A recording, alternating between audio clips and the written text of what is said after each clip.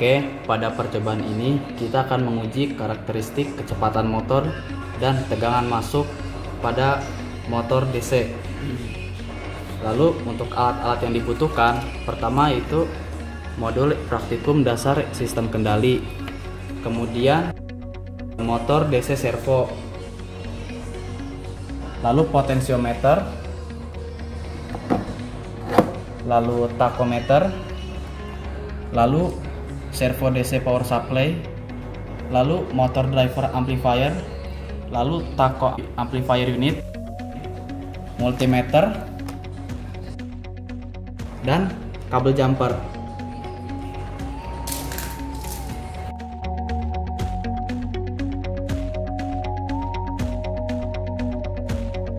Oke, sekarang kita akan merangkai pada unit mengenai karakteristik kecepatan motor terhadap tegangan.